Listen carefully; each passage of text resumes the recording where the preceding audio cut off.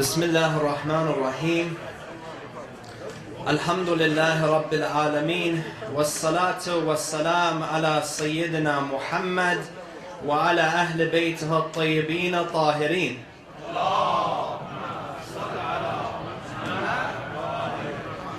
I would like to begin by sending my salam to our awaited Savior Imam Hujjat ibn al-Hasan al-Mahdi Ajjalallahu ta'ala farajahu al-Sharif. My honorable respected elders, brothers and sisters, Assalamu alaikum wa rahmatullahi wa barakatuh. I would like to also begin by sending my most heartfelt condolences to the awaited Imam of our time. As we've gathered here tonight on Laylatul Ashura, my dear brothers and sisters, our hearts should be with the Imam tonight. Many times we ask ourselves, where is the 12th Imam? But this is one of the only nights where we can say with some certainty where he is. As the historians have narrated, on a night like this, there were 72 people, companions, family members of Imam Hussein alayhi salam that were gathered. The Imam salamullahi alayhi gave them an opportunity to leave because they only wanted him. But they were steadfast and unwavering in their faith. History also tells us that there were tens of thousands of Kufans at the time who had sent him letters to come and that they will support him. And we knew how that turned out. My respected brothers and sisters, we need to understand that every Friday when we ask for the hastening, the reappearance of the Imam, alayhi salatu wassalam, that we're not like the Kufans, that we don't say, Ya Mahdi, ajal, ajal, that we understand that there's a huge responsibility, as the Honorable Dr. Walji mentioned yesterday, that the responsibility precedes the right. It precedes the right. Therefore, it is important for us to acknowledge a night like this, to make a determination and a commitment with ourselves that we will change, that we will promote justice within ourselves first, and then in the community around us. Because my dear brothers and sisters, my community members, Ashura does not mark the death of Imam Hussein. Rather, Ashura marks the beginning of the revolution of Imam Hussein alayhi salam, and will be culminated with the reappearance of the holy Imam, Ajjalallahu ta'ala farajahu sharif. Before we begin the majlis tonight, I have a few short announcements to make. Tomorrow we'll begin the Makhtal at 10 o'clock. However, the doors will open, inshallah, at 9 o'clock. We'll be having a program that night as well. The program in the morning will go from morning until the noon prayers, and then at night, just like tonight, until Friday. So inshallah, Friday will be the last night of our program. Next Tuesday, we'll begin and continue with the Dua Tawassul on Tuesday nights. And inshallah, the program will continue as they were before Muharram. And the Honorable Imam of the Center, Sayyid Mustafa Ghazwini, will also join us Thursday night, inshallah. So without any further ado, inshallah, okay, inshallah. Without any further ado, we will begin the majlis with the recitation of the Holy Quran. So please help me welcome our respected Hajj Samir Amiri to the podium with a loud salawat ala Muhammad wa ali Muhammad.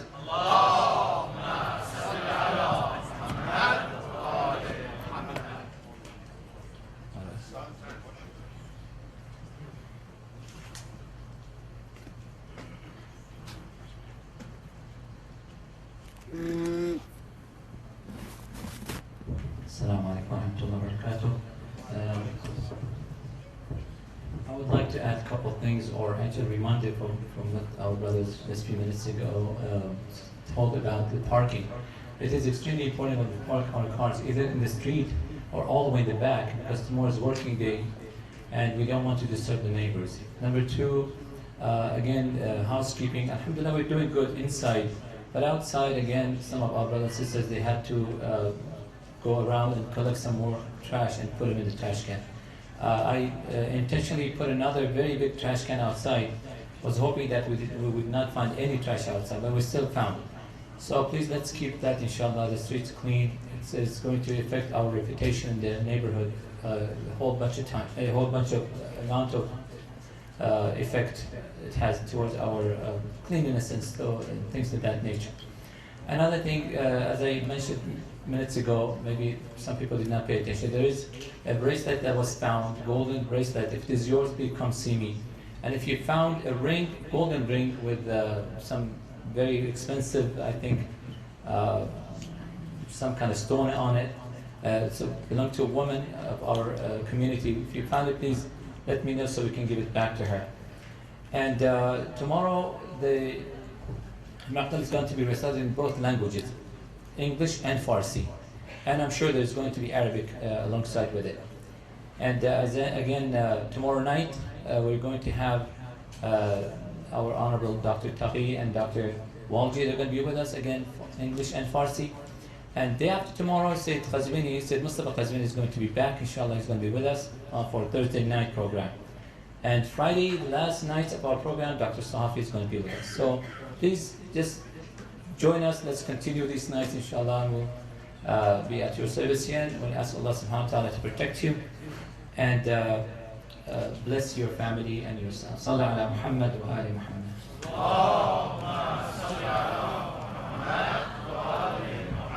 For those who would like to follow with us, we are going to recite Surah Al-Baqarah, ayah number 143, maybe 3-4 ayah, inshallah. أعوذ بالله من الشيطان الرجيم. بسم الله الرحمن الرحيم. وكذلك جعلناكم أمة وسطا لتكونوا شهداء على الناس ويكون الرسول عليكم شهيدا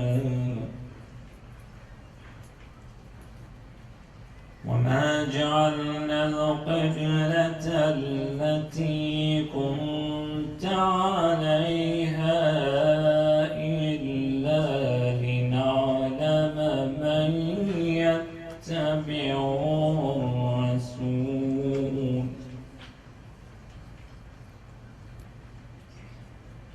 ممن ينقلب على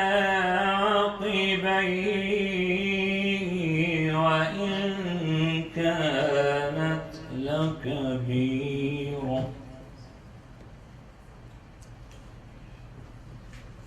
وإن كانت لكبيرة إلا على الذين هدى الله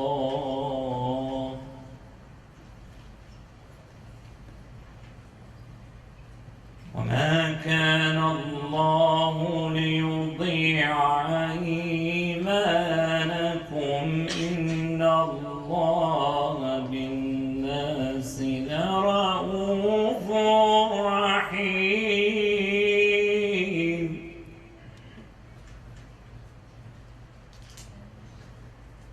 قد نرى تقلب وجهك في السماء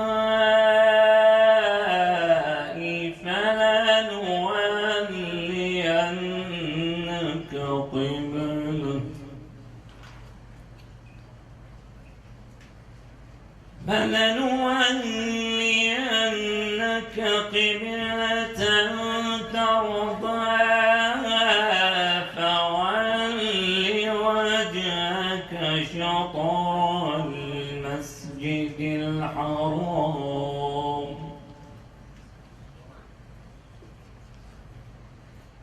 وحيثما كنتم فولوا وجوهكم شطره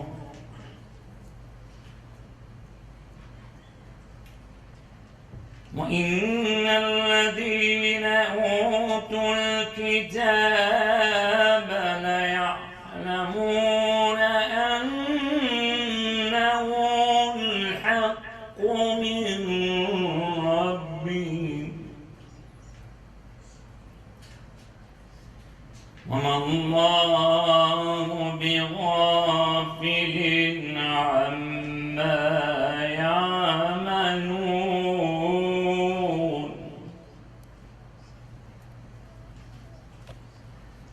ولئن أتيت الذين أوتوا الكتاب بكل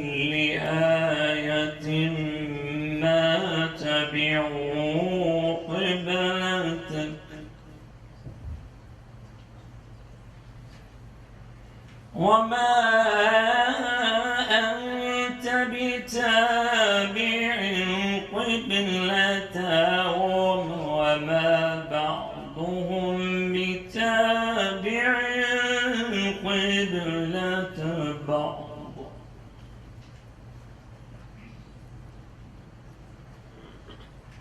ولئن اتبعت أهواءهم من بعد ما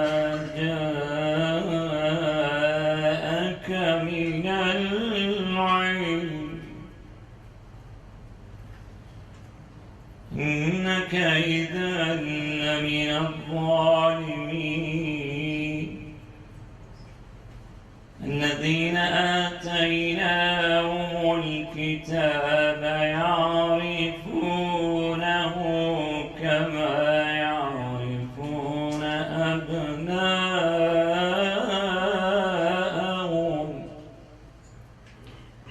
وإن فريقا منهم ليكتمون الحق وهم يعلمون صدق الله العلي العظيم. اللهم صل على محمد وآل محمد. In the name of Allah, the most merciful, the most compassionate, we have made you the Muslims, we have made you the true Muslims, a moderate nation, so that you could be an example for all people and the Prophet an example for you. The direction which you had been facing during your prayers, the Qibla, was made only in order that we would know who would follow the messenger and who would turn away. It was a hard test, but not for those whom Allah had given guidance. Allah did not want to make your previous prayers worthless. Allah is compassionate and all-merciful. We certainly saw you, the Prophet, often turn your face to the sky, so we shall instruct you to face a Qibla that you would like. O Prophet, during prayer, turn your face toward this sacred mosque in Mecca. Muslims also, wherever you are, during your prayers, turn your faces towards the sacred mosque. The people of the book certainly know that this command to change the Qibla is truly from their Lord. Allah is not unaware of what they do. Even if you were to bring all kinds of authoritative proof to the people of the book, they still would not accept your Qibla, nor would you accept theirs, nor would they accept each other's. Were you to follow their desires after all the knowledge that has come to you, you will certainly be one of the unjust. Those to whom we have given the book know you, the Prophet Muhammad sallallahu alaihi wasallam, just as well as know you just as well as they know their sons. It is certain that some of them deliberately hide the truth. Sallallahu alayhi wa sallam. Please recite another salam. Allahumma salli ala Muhammad wa ali Muhammad. Allahumma salli ala Muhammad wa ali Muhammad. I don't. Watch this one.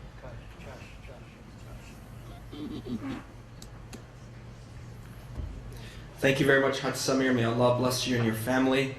My dear brothers, I know there's a lot of people that are coming late, so if you can please stand and move to the right of the center. Sallu ala Muhammad wa ali Muhammad. Allahumma salli ala Muhammad wa ali Muhammad.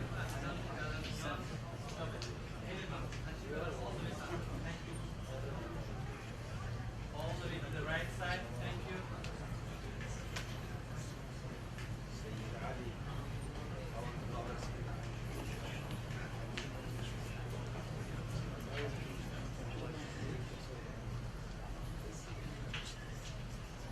Thank you. May Allah bless you all. Next up, we have an honorable youth who will be reciting some poetry. So please help me welcome our honorable and respected Sister Atiya Taqi to the podium with a loud salawat ala Muhammad wa ali Muhammad.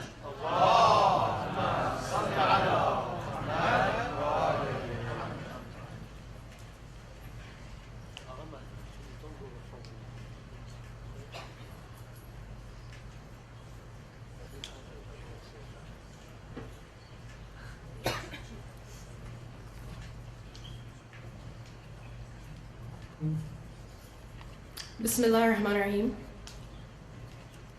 I would first like to extend my condolences to all of you tonight on this eve of Ashura and for all of those martyred in the battle. So tonight I'm going to be giving a brief speech on the battle. The Battle of Karbala and the events leading up to it and after it are the most comprehensive example we have in exhibiting Islamic law and the great power that the law holds. There is no, and there can't be any separation between our mourning for the Ahlul Bayt and upholding Islamic law to the highest degree that we can. We can see this just by looking at the nature of Imam Hussein alayhi salam's revolt. He was determined not to let the emotions of his companions run high, which would put them in danger of being categorized as participants in an explosive revolt. Of course, the Imam did his job of outlining for his companions their religious duty and the morality of rising against tyranny, but he was able to do it in a way that his companions would come to the conclusion of their own accord. The revolt didn't begin as a call to arms by Imam Hussein against Yazid, who had been gifted the control, but with Imam Hussein's resistance against threats made towards him if he didn't accept Yazid's caliphate. Muawiyah was hoping that with Imam Hussein legitimizing the caliphate, that he would set a precedent for the caliphs that followed and create a long-lasting grip on the Muslim world. Muawiyah's passing stirred a remembrance in the people of Kufa of the role of Imam Ali alayhi salam as a model leader, despite the earlier assassination of most of his disciples. The people of Kufa themselves decided to reject Yazid's caliphate and turned their attention to Imam Hussein, obligating him to take action. The revolt was one initiated by a group of Muslims, leading the Imam to have to publicly declare against Yazid. If Imam Hussein were to retreat from his obligations at that point, for the sake of preserving a temporary peace, or even if he highlighted the fact that the people of Kufa were not prepared for what was coming, and instead urged his followers to simply become reclusive and isolate themselves in prayer, instead of taking up the call to action, even if those who called him to action were not at the level of preparation for what was to come next, which is something that the Imam was aware of, still, he would have been neglecting his religious obligation. If I were to pick a word to describe the beauty of the events of Karbala, I would choose clarity. If God shows us all outright and from the very beginning an overview of the world's system of functioning, the clarity of following our Islamic law would become so apparent that we would have no choice but to follow it. It would take away our free will and make us function the same way that angels function. Sometimes, we bring examples of those who had very little outward guidance or communities isolated from our forms of scripture and law, and we wonder at how they would be able to be guided in our sense of the word. And it is a hard perspective to take on for someone born into a religion. We can't just say that, people who are born non-Muslim, they just, deserve to be born in isolation from what we consider the truth. But their existence is a proof of the concept that the truth is something born with us, which we can cultivate. God sent down our holy prophets and imams and book as a way to help us in extracting and making these truths known to us. And now here we are with a family that exists as a breathing Islamic law and Quran. But we still see cases of separation between the two by those who grew up on the love of the Ahlul Bayt but have trouble reconciling the law with modern interpretations of morality. A morality which wants us to create environments where our own individual desires are the supreme authority, our own desires over, lawfulness. In the Nahj al-Balagha, Imam Ali alayhi salam says, "One who prays but does no work is as one who shoots without a bowstring. One who reveres Imam Hussein as the human while neglecting what he sacrificed his entire life and what his family sacrificed their lives for, casting aside the Quran and the law, is working against themselves." The argument that because we are not the only people who have the law and the Quran, as Yazid and his dad claimed that they too were upholding them, and that the Imam's revolt was maybe, about something beyond that, or that the Imam as a person deserves more worship for his sacrifices than what he was actually sacrificing for, that serves only to disrespect him as a person as well. In the same way that ISIS, for example, today, are just pawns and distractions to justify a broader, selfish political agenda, Yazid was also using belief as a justifier when he saw an opportunity for land and for workers within the Muslim world. These ISIS groups are killing because they're being funded to kill so that their bosses can get land and eventually access oil reserves and things. And it's all been very elaborately planned and in a way that draws our focus to them and puts us at their mercy and the media's narrative of them. We are put in a state of constant apology for their actions when they are our enemy. And they are a product of geopolitical agendas, and they're not acting as a result of, utmost accordance with Islamic law. We aren't moderate Muslims, what they call us, because we aren't upholding Sharia, for example. ISIS is not its own entity, not at all.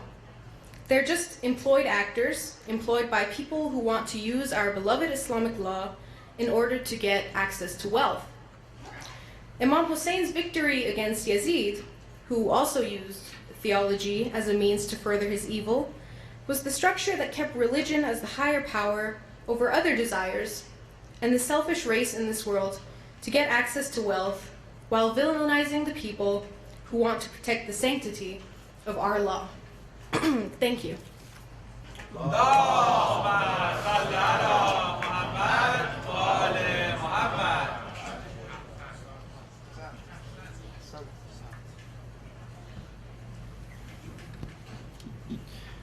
Thank you, Sister Atiyah, for sharing your enlightening words. As usual, may Allah bless you and your family.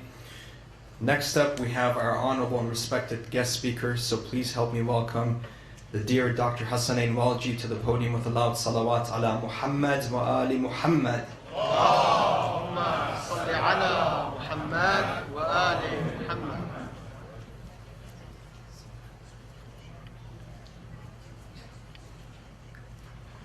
Assalamu alaikum wa rahmatullahi wa barakatuh.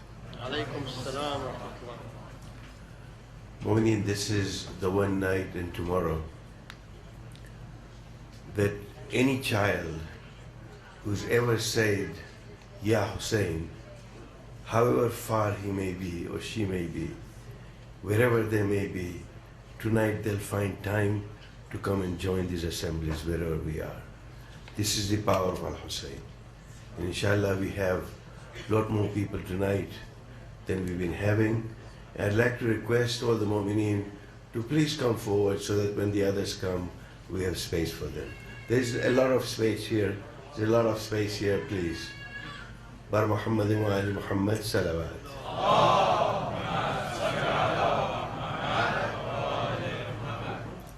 Please come forward. There's a lot of space.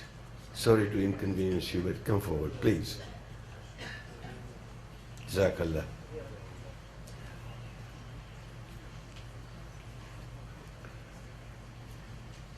Let us recite the Surah Fatiha for those departed souls who had the blessing of participating in the Ashura commemorations. And they were with us this night last year, that today they are not with us, and the marhumin of all those who are present in this assembly. Al-Fatiha.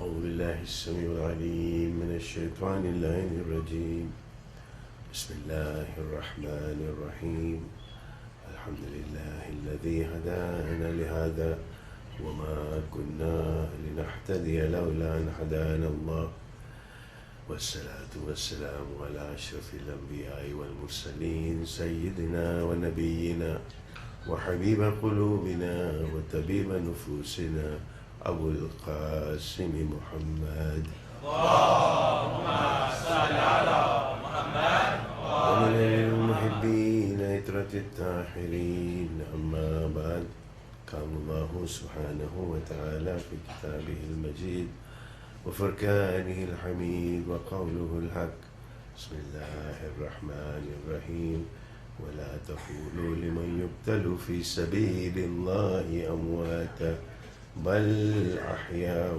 ولكن لا تشعرون. صلوات. اللهم صل على محمد وآل محمد. As we remember the Shuhada of Karbala on this night, when they were preparing for the ultimate sacrifice, we are reminded of this ayah of the Holy Quran that I began with, to say, speak not of those who are slain in the way of Allah.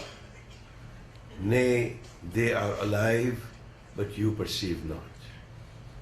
The Shaheed, by giving his life, remains alive. The Shuhada are amongst us with their spirit and with their thoughts. And it is this that we look at tonight as we go through this journey. It's a journey of life. Islam provides us with a vehicle, and that vehicle is truly the vehicle of Iman, that we move forward. We talked about the journey of the soul and the journey of a human being as that human being tries to achieve a level of not perfection, because perfection lies with Allah, but a level of excellence in everything that he or she can do. Spiritually, it is a journey from Nafsul Ammara, the self, the animalistic self, where Quwwa Ghazabiyya and Quwwa Shahawiyya, those who were present in the last few days will recall the power of anger and the power of desire. When they take over, your nafs ammara takes you lower than that of the animals. As you move through with the faculty that we have been provided with, which is nafs al-lawama, the self-blaming soul lifts up from there and takes us towards the contented soul, which is nafs al-lawama. And that truly is a journey of the soul, and it's also spiritual as much as it is human. Karbala had those manifestations too. That Karbala had the divine, and Karbala also had the human. When Imam Hussein alayhi salam raises the infant, on his arms, the divine element comes in to say, Ya Allah, I am sacrificing this for you. And when Imam walks back, and we shall do this at the Amal Ashura tomorrow, when Imam walks back and forth 7 times with the blood of the infant on his hands, with an arrow that pierces his neck. When Imam walks 7 times back and 7 times forth, that is the human element of a father coming in. And this is what we are, that it is always, the spirituality is divine, at the same time we have the human element. Every tear that we shed, the tears are shed because there is a psychological change within us. And that psychological change displays the human feeling and the human emotion. That is the human in us.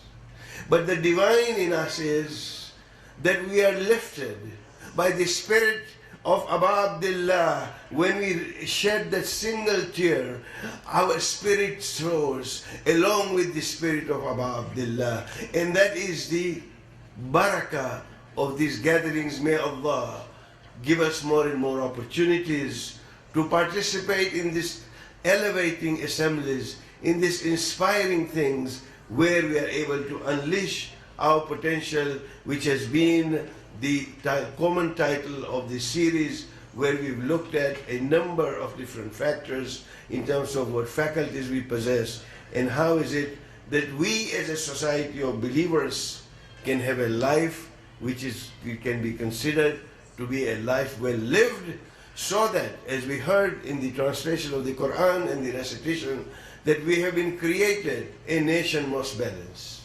وَكَذَلِكَ جَعَلْنَاكُمْ أُمَّةً وَسَطًا لِتَكُونُوا شُهَدَاءَ عَلَى النَّاسِ. That we have been created a nation most balanced, so that we may be an example upon mankind. In order to be that example upon mankind, we must ensure that the nafs, ourselves, are the ones who move in that direction.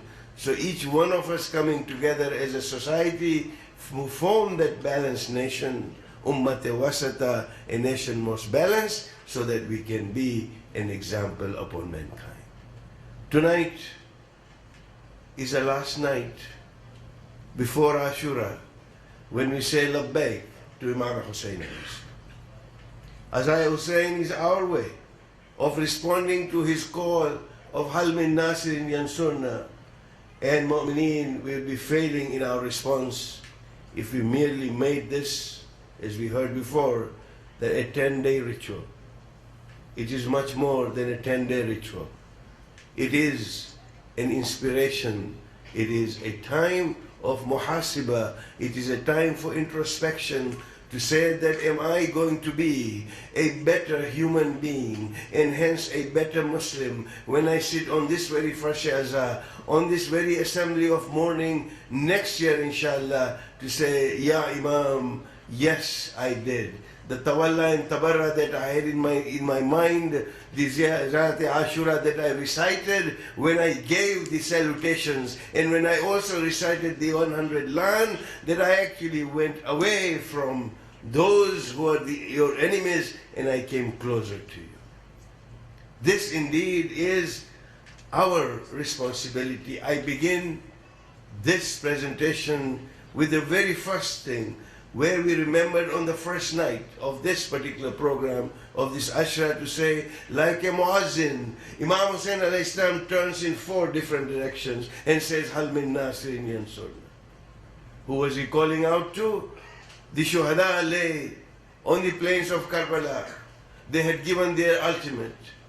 The women were grieving in the tents. Imam Zainul Abidin alayhi salam was not in a condition to stand up at that time. Who was Imam calling out to?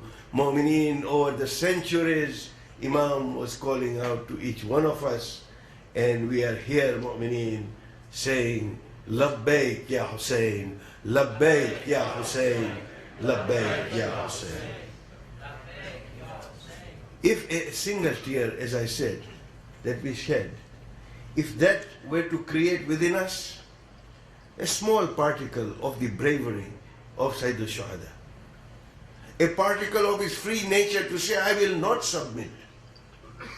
He said, Mithli la yubayihu mislahu. In terms of his refusal of bayah, he did not say that I will not make bayah to Yazid. What he said is, the like of me cannot make bayah to the likes of him. This call is a universal call.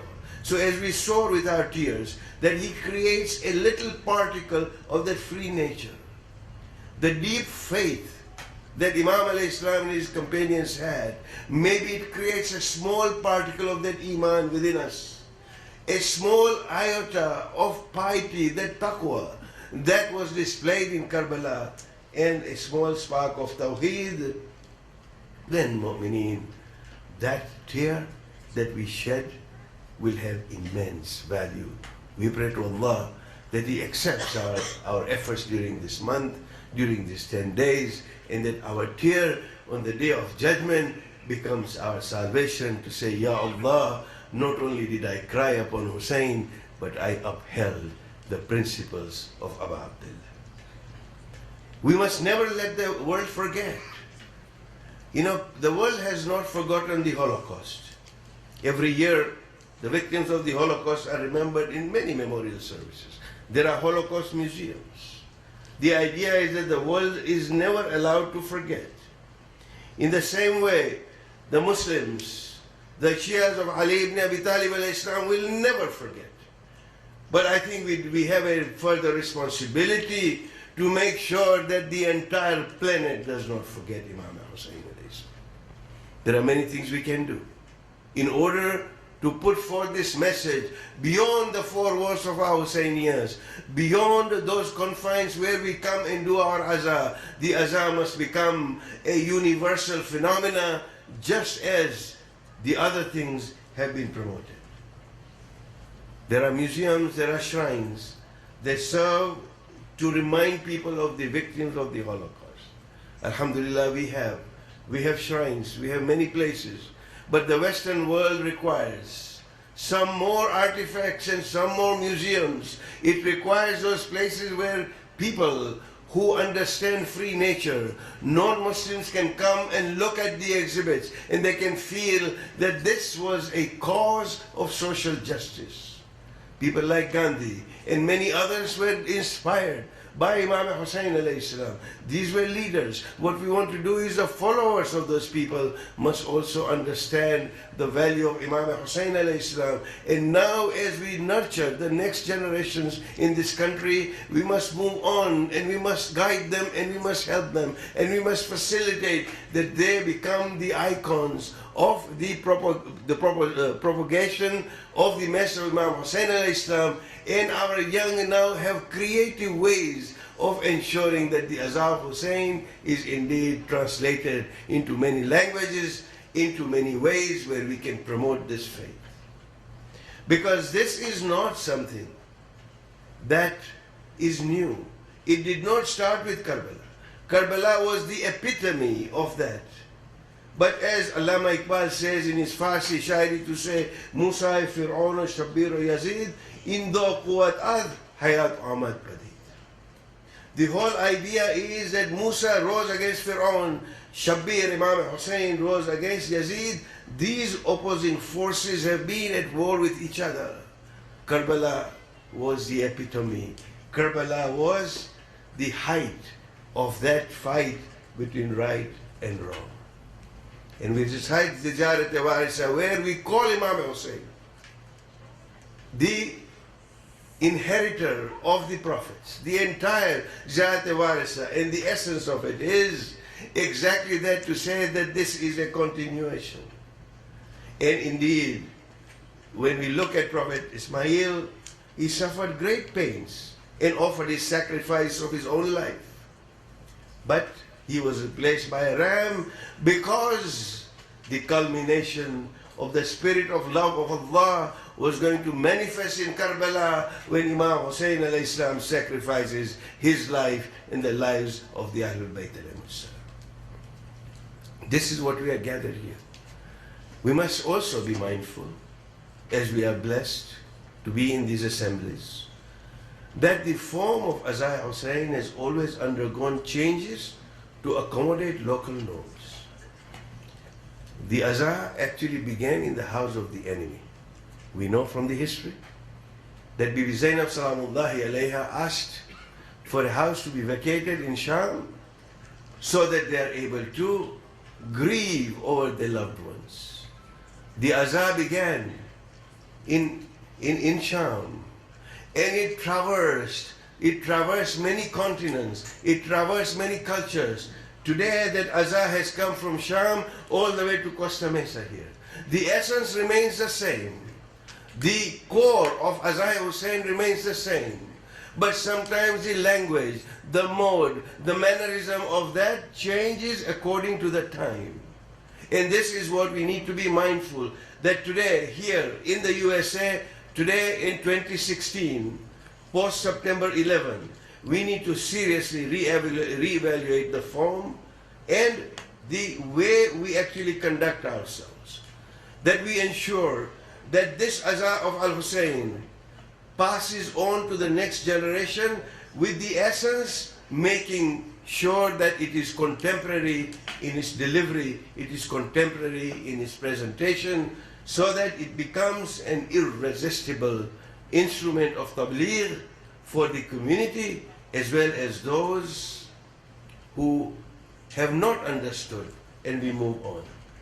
It cannot be incongruent to local norms.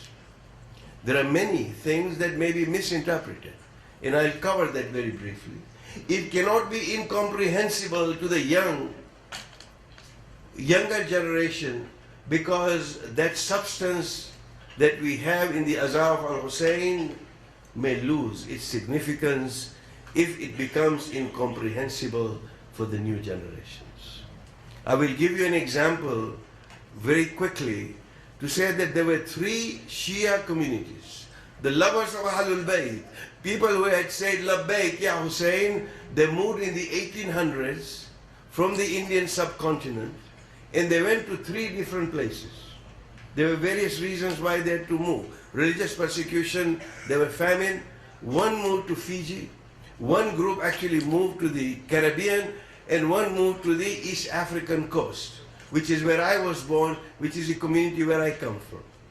The first community that went to Fiji, today when you look at them 150 years later, they have all but lost the language, they have all but lost the love of Ahlul Bayt alayhimus salam. Majority of them have left the school of Ahlul Bayt and joined the school of Ahlul Sunnah. The community that went to the Caribbean have an even worse fate. What happened was that the rituals did not make sense, and today, and you can Google this and you'll be surprised to find that there is a festival which is called the Jose Festival. The Jose Festival in the Caribbean has now become a carnival with everything included in a normal carnival, with singing, dancing, na'uzubillah, everything that there is. When we looked at in depth at the historical aspects of this Jose Festival, this Jose Festival was actually the Ashura procession that was set by those early Shias who had come to the Caribbean. And over a period of time, all that remained was the vestiges of that procession, to say, well, our forefathers used to have this procession, therefore we must have the procession. They forgot the essence of the profession. This is what happens when the meaning of Azan of Al-Hussein actually loses its particular substance as the generations flow. Mu'mineen, we need to be contemporary with the times. At the same time, in this country and elsewhere, if you Google, and now, alhamdulillah, we have what I call, that anyone who wants to find anything can go to what I call Ayatullah Google. You go there and you become an instant expert on anything and everything. And then if you want to know something more, then you have a new thing called Mullah YouTube. And you will actually, between the Ayatullah Google and that Mullah YouTube, you can have all kinds of things being presented to you, without any kind of filtering, without any kind of thinking as to where this is coming from. And here is one misconception that I found on Google, to say pilgrims to Karbala traditionally wail and cry and beat themselves to atone for the collective guilt of their ancestors who failed to come to Hussein's aid. This is what is being said out there. The idea is that we must be on the forefront to correct such misconceptions. Firstly, they should be corrected in our own mind, Many a times, as Shaykh Ustad Mutahari wrote, and I covered this in the very first presentation, to say that Imam Hussain al-Islam did not form an insurance company to save sinners from sin so they could go to heaven. The idea was to act on it. The idea was to imbibe the spirit of Imam Hussain al-Islam. And therefore, if outsiders look at us and think of that, then there may be some justification. But this kind of things must be corrected. The other misconception is that pilgrims to Karbala, salawat, that others actually sold posters. Some are depicting Hussein pierced by arrows or his bloodied head on a pike, the sheet equivalent of the Christian depiction of the crucifixion. This is not us. Our young people need to be, on social media, on Facebook, whatever they can to actually correct these misconceptions that go about, that this is nothing to do with the concept of crucifixion in Christianity. This is a concept of what we call the establishment of social justice and the upholding of the principles of Tawheed, which is pure monotheism, which is what we do. And then when we come internally, this is external. When we come internally, mu'mineen, we recite this dear ziyarah to us. Some of us recite it very often. Some of us recite it during the week. Some of us recite it when we have a particular hajat. When we are in some dire straits, we will recite and we will do the Amal-e Ashura. We will recite the ziyarah. The ziyarah also has another function. It's an antidote to awaken ourselves, to reawaken our hearts to the real purpose of our existence. It's not a mere ritual or a recitation. The word ziyarah actually comes from, those students of Arabic will bear me out to say it comes from zawr, which means to actually deflect or to turn away. The word zur actually refers indeed to a lie because it deflects from the path of the truth. But the word zawr is actually saying that you deflect, you turn. And indeed, there is a spiritual and a moral aspect. And if you're interested, particularly English readers, in the essence and the philosophy of Ziyarat Ashura, there is a book by a scholar from Qum. His name is Sheikh Muhammad Khalfan, and he has written a book called The Sacred Effusion. This is in 2 parts. It's available on alislam.org. Mu'mineen, I particularly ask my young friends not to miss reading this book about the essence of Ziyarat Ashura. There are 600 pages of tafsir of Ziyarat Ashura to say, what does it mean when I say Assalamu alayka ya Aba Abdullah, when I begin. Even the very first phrase has almost 2 chapters upon it. This is the ziyarah.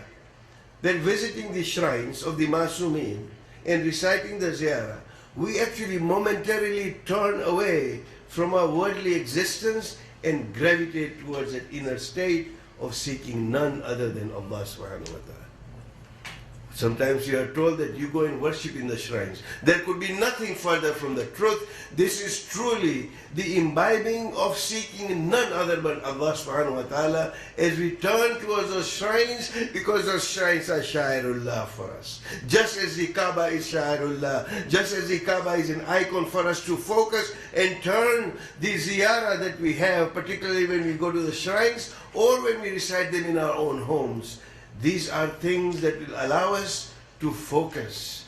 This is the meaning of Ziyarat Ashura. And it is so very pertinent that tomorrow when we recite the Ziyarat Ashura, in particular, that we think about these things, that Zayir must imbibe the spirit and attain that cognizance, the understanding of Ziyarat Ashura, to align himself or herself with the spirit of the one that we are visiting. If we are reciting Ziyarat Ashura for Imam Hussain al-Islam, we must turn. We must turn to the visited one. And this is why we have the Ziyarat Ashura.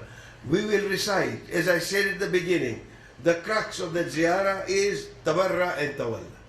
And we will focus on that. In order to emphasize so that we don't miss the sight of it, 100 times we will do the salam and 100 times we will do the la'an.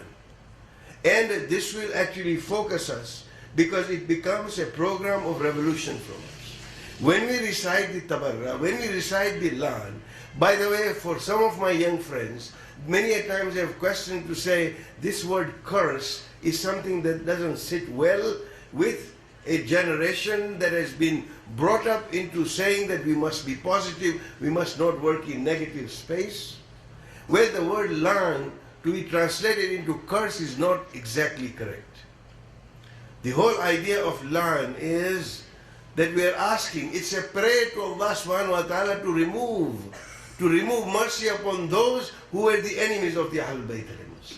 It is not a curse as we contextually understand it as a curse. It is a meaning of removing the rahmah. Because truly it is the idea of that prayer. So fleeing from imperfection is the tabarra in us, and seeking perfection is the concept of tawalla when we recite this. And this is something that must be understood. When we say Assalamu alayka ya Aba Abdullah, when we say peace be upon you, O entirely obedient servant of Allah, when we had said salam on such a servant of Allah, and I'm saying I'm going to be close to you, what should my level of obedience be? Mawlai Muttaqi Ali ibn Abi Talib alayhi salam has said that the wise are those, he was asked what are the signs of the wise, and he said amongst other things that obey Allah to the degree that you need Him. Think about it, my friends.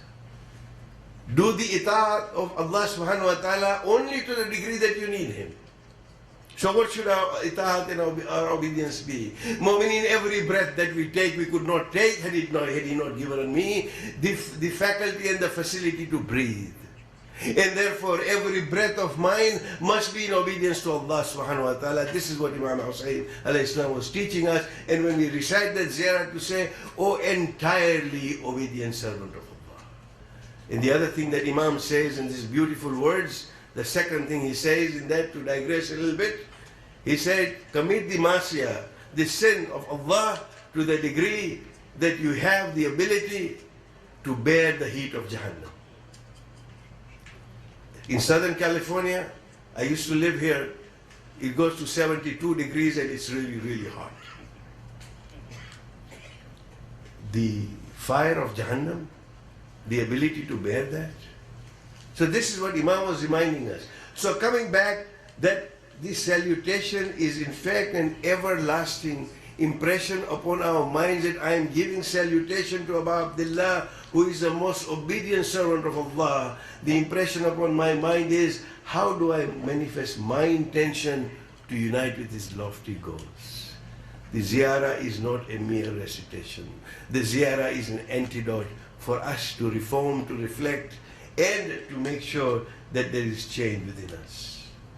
And indeed, apart from that, the other thing that we have is that when you are, Imam Jafar as-Sadiq alayhi salam, guiding Safwan, one of his companions, said that when you are confronted with some adversity, then seek the redress of your grievances from Imam Hussain alayhi salam with the ziyarah, and Allah never reneges on His word. The word of a Masum. And this is why when we have dire straits, we have issues, we have difficulties, we recite the ziyarah. And we ask Allah for our hajats, for our du'as. Question is, what should we really ask for? Yes, we should ask for our trials and tribulations to go away, for us to be freed from the burdens of strife that we have. But is there not a higher thing in terms of the high and sublime? That when we ask mu'mineen from Allah subhanahu wa ta'ala, when we ask afterwards we recite the ziyarat warisa, we should not be asking for something small or mediocre. We should be asking for something high and sublime. It would be the greatest injustice, the greatest shortcoming on our part. For example, if we were to go as a child and taken to the best toy shop that exists and say, choose anything that you want. from this store. Choose anything. It would be the height of injustice if I chose the smallest of the toys. I will choose the best of things that I can get. Mu'mineen, the blessings of Allah are so many. So when we ask Mu'mineen, let us raise ourselves to that lofty asking. For example, in the thinking, Sheikh Abdul Karim Hairi, the founder of the Hawza of Qom, he prayed once, according to his own biography, to say, "Oh dear Master, I have become a mujtahid, but I want to become a human being." This is what he understood, the nature of things. That possession of knowledge has its value, but being truly human, he considered it to be even a higher value. To be a human, this is why he prayed. He understood the priorities as to what he was praying for. So we need to raise ourselves with this Ziyarat Ashura, and when we ask for a hajat, to the lofty sublimities of the cognition and self-awareness that, Ya Allah, give me that self-cognition. Give me that idea so that I can recognize myself. Einstein was once taken by his friend to a violin store. And Einstein was told, and these were very, very expensive violins being sold. And his friend says, "Einstein, I want to give you a gift. I want you to choose the best violin that you want in this store. And buy whatever you want, this is my gift to you. And I want you to be happy." And the reply that Einstein gives is indeed something worth thinking about. He said, "My friend, my greatest pleasure is in knowing that I don't need any of these things to give pleasure to me." This is the cognition of a genius. To understand as to when somebody asks or desires something, that we desire something which is lofty. And therefore, let the Ziyarat Ashura, tomorrow when we sit and recite and do the Amal Ashura, that it awakens us from the sluggishness caused by what we call this Hubb Dunya, the love of this world. It's like seawater. As per Sheikh Saduq, that he records in Ikmaluddin, it is a hadith from Imam Jafar as-Sadiq al-Islam to say that this Hubb Dunya is like seawater. The more you drink, the thirstier you become. You continue to drink more, you'll be even more thirsty. It's what they say on the never, never, it never ceases. So, we need to understand that to realize the ultimate purpose of the ziyarah that we recite is something very lofty. It's an example of many rituals that we have. I only have the time to look at Ziyarat Ashura because this is something that we are going to be. And in terms of tawalla, in terms of being close, getting close to those, and after Amr bil Ma'ruf and Nahy anil Munkar, the concept of tawalla and tabarra become fundamental basis of our faith. And Imam said, "Oh Jabir," the fifth Imam said, "Oh Jabir, it is not enough for any person only to say by word of mouth that he loves Hazrat Ali and the Ahlul Bayt. He must follow the seerah and the way of life of the Holy Prophet and the Ahlul Bayt and act according to the sunnah established by them." And then when we define tabarra, going away, is based on the Quranic concept that believers should disassociate themselves from the evildoers. So the one who does tawalla will by virtue of it disassociate. Tawalla and tabarra are mutually exclusive. You cannot have both. It's either one or the other. And it must be reflected. But mu'mineen, the words can become very cheap. Repeated utterances of tawalla are not going to make us any better people unless we actually act on it. There must be a complete disassociation with the seerah of those who were repelled by the Aimma alayhimussalam. And as I said, that the land that we utter must be regarded as a solemn pledge. When I have recited the 100 line to say I will disassociate myself it is indeed a pledge. And it is a pledge to come back as a zawar, as a zair, so that I am able to be close to the very principles of our faith. Mu'mineen, this is the night of Ashura. We have finished the time for many thoughts that we were able to share. And we pray to Allah that He accepts, our efforts and that we move on. But here, when we look at this, tonight we remember, in particular, those who were with Imam Hussein alayhi salam. This was indeed a moral victory by the companions of Imam. They were only 72. They were only 72 by most records. Some records say there were a few more.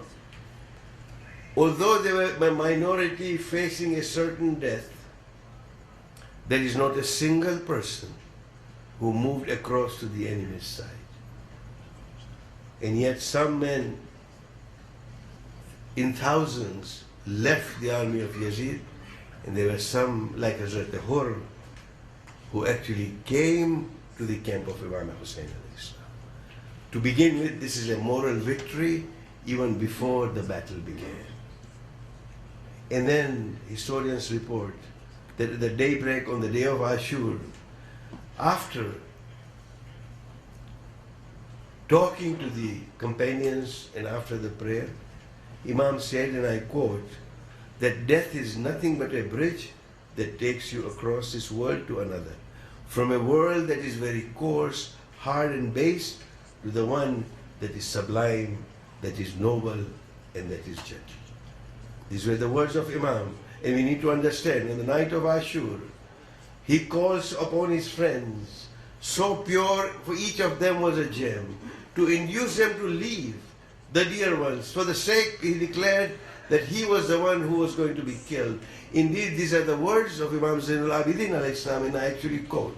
Imam says that on the night preceding the martyrdom, my father gathered his family and companions and said, "O people of my family and my Shia, consider this night," this was this night, "which has come to you as a morning, which has come to you as a mounting camel, and save yourselves from these people, because these people do not desire anyone except me. And then after having killed me," Imam says, "they shall not pursue you. May Allah have mercy upon you. Save yourselves," Imam says. "Verily, I lift the responsibility of allegiance of the pledge upon you so that you may live." What was the answer of the companions? This is the meaning of Tawalla Mu'mineen. This is the meaning of the companions of Imam Hussein al-Islam. When he said, "By Allah, O our master, O Abu Abdullah, we shall never betray you, so that people may say that we had abandoned our Imam, our chief, our master, until he was martyred. Then we would seek excuses between ourselves and Allah, and we shall not leave you until we ransom ourselves upon you." There were many conversations that took place. In the Maqtal tomorrow, we will hear much more. But tonight, suffice it to say that there was a young man by the name of Qasim, the son of Imam Hassan al-Islam. And as the conversations were going on, Mu'mineen, Qasim asked his uncle to say, "Oh uncle, am I to be included in this list of masters, of martyrs?" And Imam asked him a question which has been engraved in golden letters in the history of Islam. No young man had given such an answer. No young man had been so profound. Imam asked him to say, "Oh my dear son, how do you consider death? How do you consider martyrdom in the way of Allah? How do you find it?" And Qasim replies that it is sweeter than honey. This was the spirit. And then Imam says, "Verily by Allah, may your uncle be your ransom, you are one of them. You shall be martyred along with me after having fallen prey to." And he added, "My son, Abdullah," meaning Ali Asghar, "shall also be martyred." Mu'mineen, upon hearing these words, Qasim immediately responded and reacted to say, "Oh dear uncle, then will the enemies then reach the women folk so as to kill the suckling child Abdullah?" This was the worry of Janab Qasim. Mu'mineen, we know what happened on the day of Ashur. As Imam Hussain alayhi salam, goes on back and forth 7 times as to what would we do, how would we present the dead body of Hazrat Ali Asghar to the mother. He goes back and forth, mu'mineen. Finally he plucks up enough courage, and it is said that he actually with his sword digs a small grave for Hazrat Ali Asghar, hoping that maybe the child will be saved. Alas, on the day of Ashur, his grave was also dug up, and his head was also on spears. Mu'mineen, when Imam finally comes slowly, he turns round, and then he loses all strength, and he thinks, and then he says, Inna lillahi wa inna ilayhi raji'un. The time has come now that Imam is all alone. He looks around him. Where is Habib? Where is Muslim? Where is Zuhair? All his friends and companions had given their lives. There lie Omar and Muhammad. He looks at Hazrat Qasim's temple remains. He looks at Hazrat Ali Akbar's remains, his beloved son, and the dreadful wound on his chest. He looks towards Furat, and gently he whispers, Oh Abbas. Perhaps he would have whispered to say, Oh Abbas, I am so very alone. So very alone.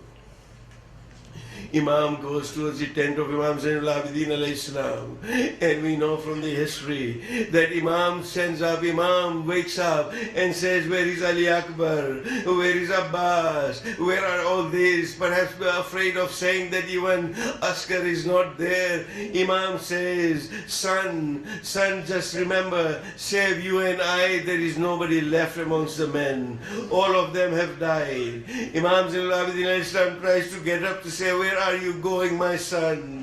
And said, To fight Yazid's army. And he said, No, my son, you are too sick to go. I have come to say goodbye. Look after the ladies and the children. Imam then stands in the center of the camp and cries out, Oh Zainab, Oh Kulsum, Oh Sukaina, Oh Ruqayya, Oh Rubab, Oh Fizza, my greetings upon you. Oh, farewell to you all. The ladies and the children weep and wail as they say farewell to the Imam. Mu'mineen, Imam walks towards his horse. Every valiant martyr had Imam Hussain alayhi salam or someone to help them mount the horse. Bibi Zainab sees this, and what does she do? She steps forward and helps Imam Hussain to mount the horse. Zuljana moves a few stops and then stops. What do they see? They see Bibi Sakina clinging to the leg of the horse, and Imam finally convinces Bibi Sakina to back off, and then Imam moves forward. Imam rides towards the enemy.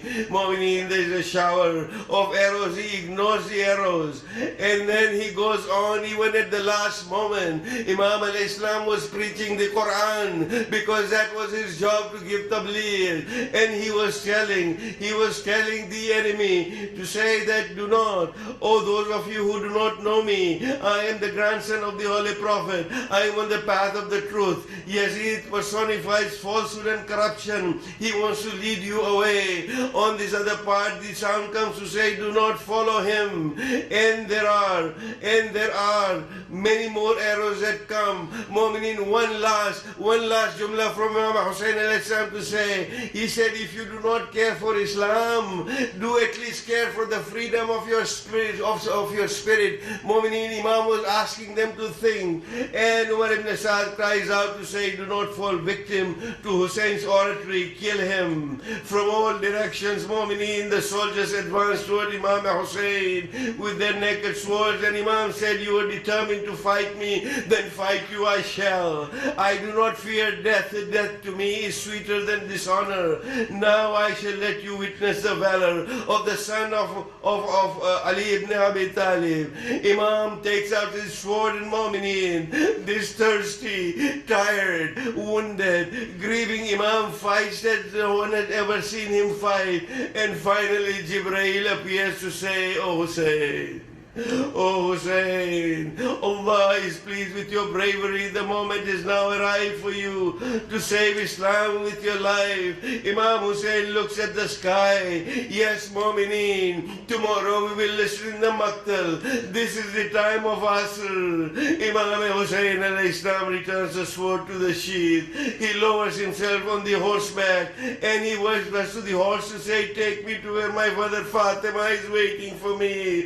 Oh my faithful horse, go past where my Akbar is lying that I may see my beloved son just one more time before I die.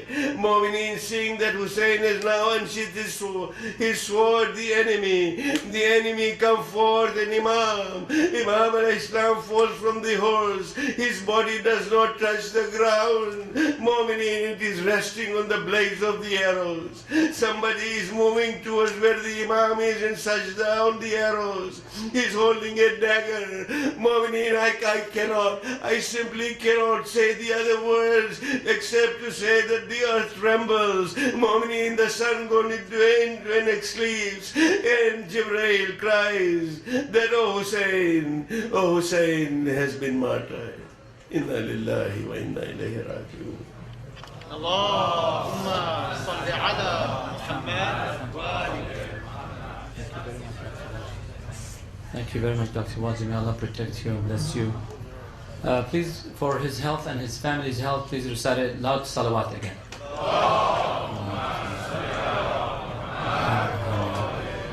First of all, I would like to welcome everybody again tonight. Tonight is Shab Ashura, Layt al-Ashir al-Muharram. And the program in English now pretty much, as we had the honor to listen to Dr. Walji, beautiful speech. Now at this moment is finished, and in about 2 minutes we're going to start the Farsi speech. But before you leave, we really need your help for these nights that we had. Plus we have another 3 or 4 actually more occasions. Tomorrow we have 2 programs, and day after tomorrow, Thursday, Sayyid Mustafa Qazwini is going to be here, and our speaker for Friday is going to be Dr. Sahafi, inshallah. So we're going to continue the program till Friday. For those of you who would like to stand and be with us or stay with us, we're going to have lamentation at the end in Farsi and some Arabic as well. So if you would like to stay with us, you're more than welcome. But if you have to leave, please take your dinner outside, and inshallah if we can make it quieter the better, so we can start the program in Farsi. But please, there are some people out there having bags and we really need your help. Please help out generously as much as you can, so we can continue bringing up some good programs for you in the days to come, inshallah. Salli ala Muhammad wa ali Muhammad.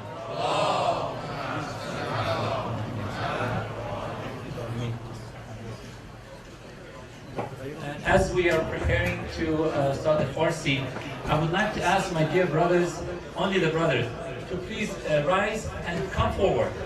We need to fill up this area right here so we can have enough room. Usually we have about 40 to 50 people coming right now. They're waiting outside. So please do me a favor, get up and just move over here, especially the youth, the young people here. Please come on over to my left here, please. خواهش می‌کنم عزیزان، آقایان محترم، جوانای عزیز، من در ضمن عرض واقعا تشکر از شماها که منور کردید این جلسه رو. خواهش می‌کنم تشریف بیارید بشینید این سمت.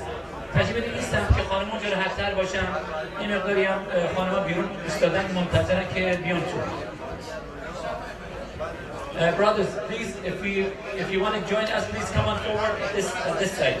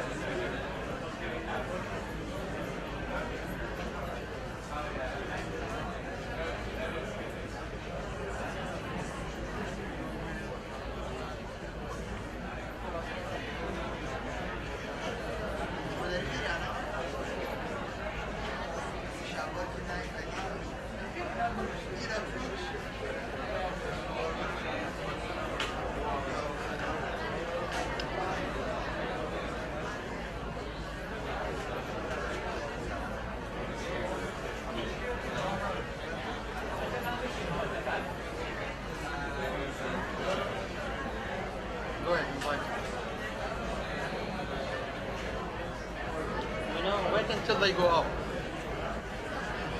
Because they make it too much noise. You could just say,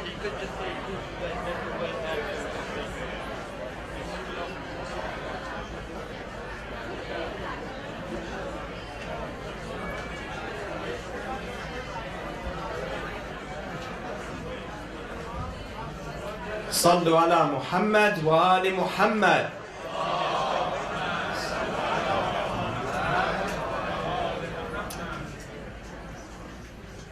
My dear brothers and sisters, as we mentioned earlier in the program, just one short announcement. Inshallah, tomorrow we'll be having the maqtal at the center. It will begin at 10 o'clock. It will be recited in both English and in Farsi for all those who came a little bit and joined us a little later in the program. Inshallah, now we'll begin the Farsi portion of the majlis, so please help me welcome our honorable and respected Dr. Taghi to the podium with a loud salawat ala Muhammad wa ali Muhammad. Allahumma salli ala Muhammad wa ali Muhammad.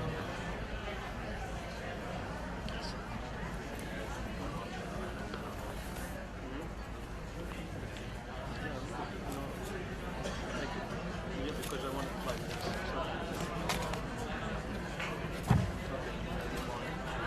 No, it doesn't. Yeah, there's two.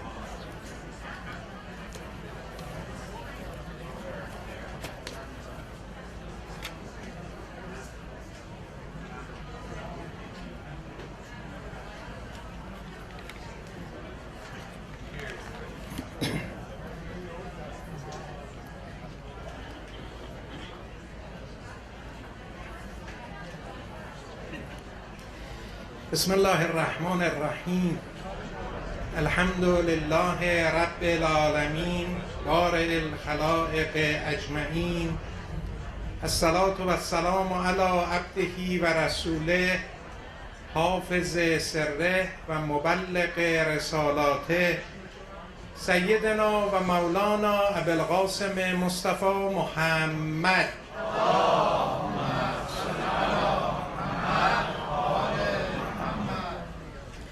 و علی اهل بیته الطیبین الطاهرین المعصومین اعوذ بالله من الشیطان الرجیم السلام علیک یا ابا عبدالله و علی الارواح التي حلت بفنائک علیک منی سلام الله ابدا ما بقیت و بقی اللیل و النهار ولا جعله الله آخر العهد منی لزیارتکم السلام علی الحسین و علی علی ابن الحسین و علی اولاد الحسین و علی اصحاب الحسین.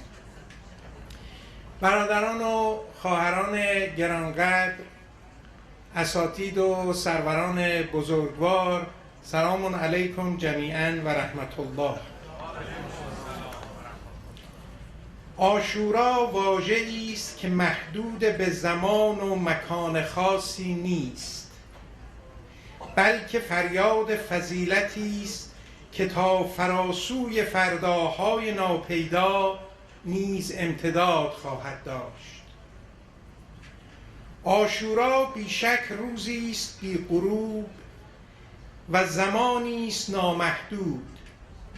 خونی در اون روز ریخته شد خشک ناشدنی، چرا که خون خدا خشک نخواهد شد. عاشورا روزی است که عشق به معشوق به اوج عظمت خود رسید و اسلام ناب و فضائل انسانیت، صبر، شجاعت، استقامت، مروت، کرامت، شرافت، حریت، ارادت و شهادت به گونه‌ای وصف ناپذیر به تاریخ و آیندگان نماینده شد و شور و شوق اتصال به معشوق آنچنان در آن روز زیبا متجلی شد که روح را به آتش می کشد و منطق را فلج و ناتوان می سازد و قدرت ناطقه را ضعیف و اندیشیدن را دشوار می کند و فلسفه به معنی شهادت می بخشد. صلواتی محبت بفرمایید.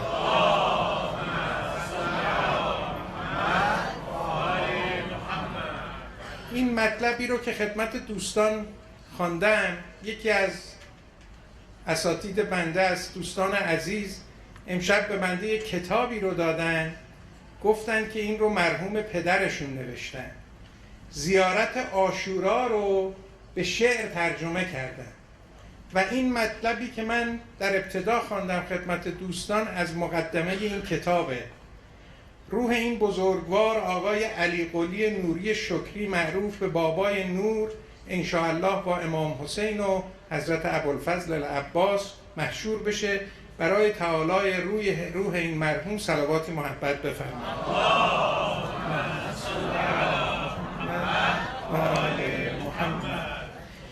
ببینید دوستان، این کارهایی است که ببینید رفتگان ما، بزرگان ما از این کارها میکردن، دین رو به دست ما دادن، ما الحمدلله اینجا نشستیم.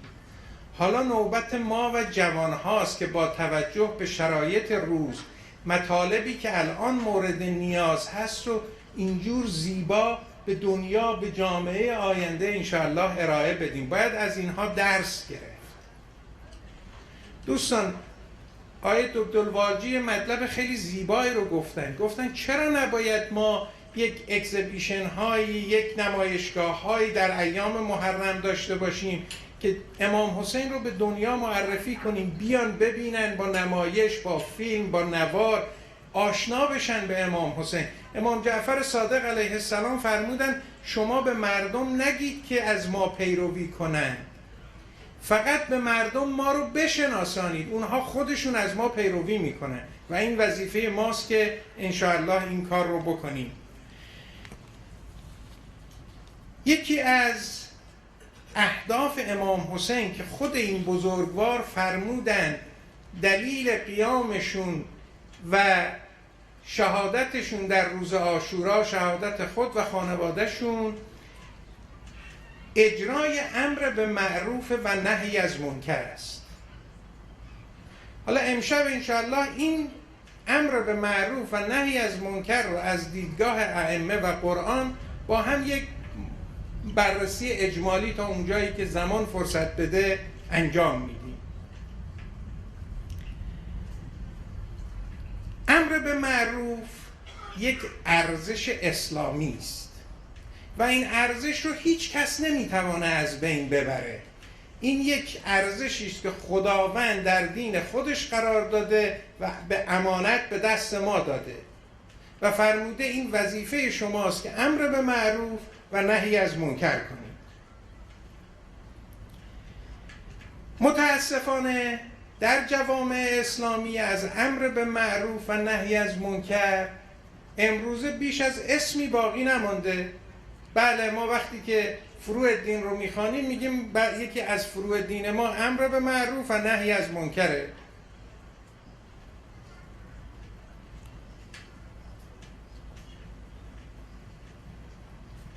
وقتی که ما به قرآن مراجعه میکنیم، به ائمه مراجعه میکنیم، میبینیم که خداوند در سوره مبارکه انعام آیه شماره 65 میفرماید از عذاب خدا بترسید. بگو، خداوند به پیغمبر میفرماید به مردم بگو خدا قادر است که از بالای سر شما بر شما عذاب بفرستد یا از زیر پای شما عذاب را بجوشاند یا شما را دست دسته کند و زیان خود شما به شما برسد. به این قسمت آخر دقت بفرمایید. خداوند به حضرت میفرماید به مردم بگو خداوند قادر است که شما رو دست دسته کنه و عذاب خود شما به شما برسه. حالا این رو اینجا داشته باشید. پیامبر بزرگوار اسلام نبی مکرم میفرمایند امر به معروف و نهی از منکر را انجام دهید. این دستور پیغمبر به ماست. این دو باید وجود داشته باشند، وگرنه دوستان دقت کنید به این جمله، ببینید پیغمبر چقدر زیبا امروز رو مجسم میکردن. ببینید در این جامعه‌ای که ما زندگی میکنیم در کشور امریکا، آیا امر به معروف و نهی از منکر انجام میشه؟ ابدا. حتی شما وقتی که به رفقای امریکاییتون، به دوستان امریکایی حتی مشورت هم که میخواید بکنید که ببینید اونها به شما چه نصیحتی میکنن، در جواب میگن شما هر کاری دوست داری بکن، ما شما رو حمایت میکنیم. We support you. حالا ببینید پیغمبر چی میفرماد. بعد ببینید آیا با جامعه امروز ما مصداق پیدا میکنه یا خیر. میفرماید امر به معروف و نهی از منکر را انجام دهید. این دو باید وجود داشته باشند، وگرنه بدان شما بر شما مسلط میشوند. وگرنه بدان شما بر شما مسلط میشوند. حالا شما ببینید کی قراره این کشور رو اداره بکنه؟ کیا قراره بیان مسلط بشن بر سر کار؟ و خوبان شما میخوانند ولی با آنها جوابی داده نمیشود. بعد خداوند در سوره مبارکه هود آیه شماره 116 میفرمایند چون در نسل‌های گذشته یک عده مردم صاحب فکر نبودند. خیلی اینها نکته زیبا درش هست. خداوند میفرماید چون در نسل‌های گذشته، چقدر خداوند در قرآن میفرماید نسل‌ها بودن قبل شما که ما اونها رو کاملا از بین بردیم و هیچ اثری از اونها دیگه نیست. چون در نسل‌های گذشته یک عده مردم صاحب فکر نبودند که با فساد مبارزه کنند، در نتیجه این ملت‌ها در اثر فساد تباه و منقرض شدند. این به ما چه دستوری میده؟ که اگر ما به فکر نیفتیم، اگر با فساد مبارزه نکنیم، فسادی که الان دیگه دامنگیر شده تو همه خانه ها از طریق تلویزیون و اینترنت وارد شده، اگر ما به عنوان شیعه امام حسین با این فساد مبارزه نکنیم، امر به معروف و نهی از منکر رو از خودمون و خانواده هامون دور کنیم، ما هم محکوم به فنا و انقراض هستیم. بعد سوره مائده آیه مبارکه شماره 79، دوستان اینها خیلی پیغام درش داره، یعنی اینها باید بدن رو تکون بده. خداوند میفرماید این قوم در مورد قومی صحبت میکردن، اینشان میفرمایند، خداوند میفرمایند این قوم بدبخت و بیچاره شدن و به هلاکت رسیدن. چرا؟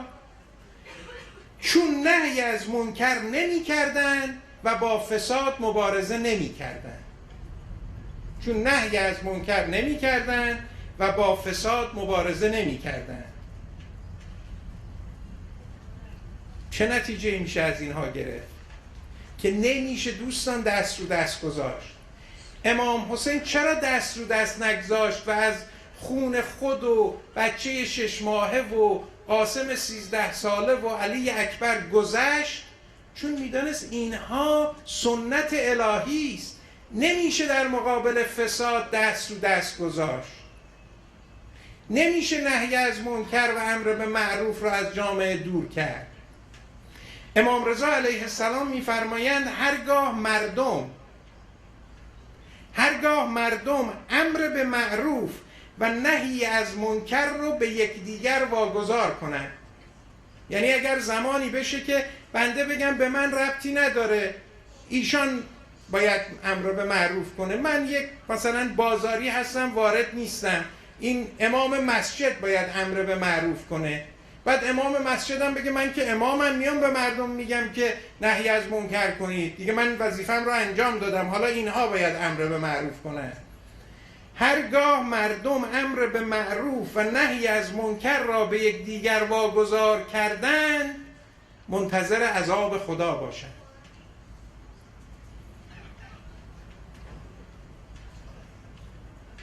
یعنی من فکر میکنم ما باید منتظر عذاب خدا باشیم یا باید شروع کنیم. دوستان، امانتی که امام حسین علیه السلام، امشب امام حسین علیه السلام و حضرت ابوالفضل العباس علیه السلام جلوی روی ما ایستادن و به ما میگن ما وظیفه خود رو انجام دادیم، ما از همه چیز گذشتیم، حالا نوبت شماست.